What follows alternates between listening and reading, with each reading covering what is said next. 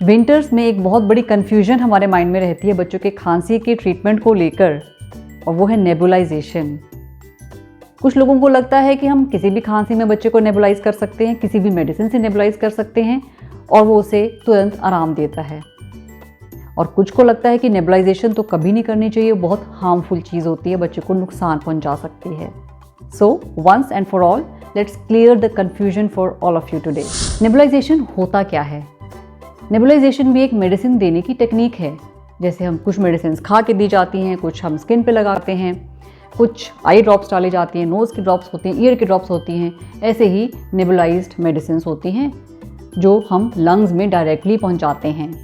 अब नेबुलाइजेशन से क्या होता है कि जो पूरा मैकेनिज़्म है, हमने दवाई खाई, वो ब्लड में जाएगी, ब्लड से फिर लंग्स में जाएगी, पूरा मेटाबोलाइज होके वो सारा पाथवे बाईपास हो जाता है और मेडिसिन सीधा लंग्स में जाती है जहां उसका एक्शन रियल में चाहिए हमें। सो इससे क्या हुआ कि मेडिसिन की बायो अवेलेबिलिटी बढ़ गई।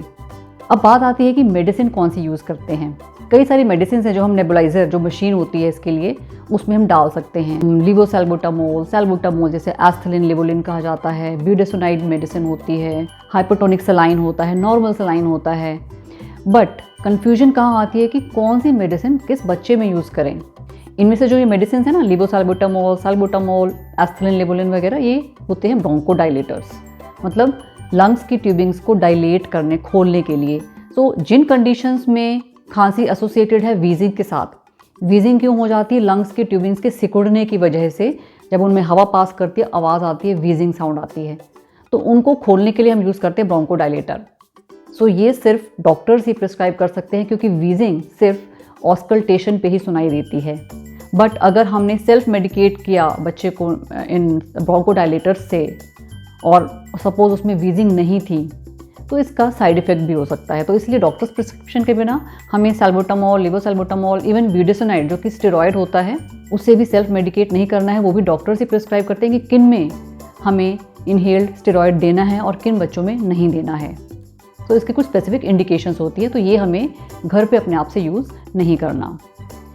रही बात नॉर्मल सलाइन की, अगर हमें अपने बच्चे की खांसी में खड़खड़ जैसी आवाज़ आ रही है, जिसे हम वेट कफ कहते हैं, छाती पे हाथ रखने से हमें फील होता है कि हाँ बहुत सारा म्यूकस या अंदर सिक्रीशंस भरी हुई हैं, तो हम नॉर्मल सलाइन से या फिर हाइपोटोनिक सलाइन से नेबुलाइज कर सकते हैं वंस और twice in a day.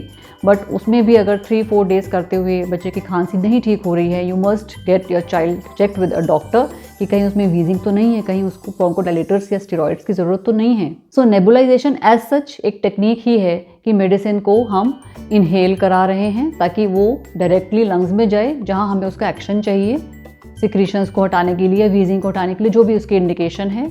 Self medkit हम नॉर्मल सलाइन से कर सकते हैं, लिवोसैल्बुटामोल या सैल्बुटामोल से कर सकते हैं अगर आपको ऑलरेडी मालूम है कि आपके बच्चे को किसी पर्टिकुलर सीजन में वीजिंग साउंड हो जाती है। तो जब तक आप डॉक्टर को दिखाने नहीं जा रहे, आप अपने घर पे उनसे नेबुलाइज कर सकते हैं if you have a previous experience for that.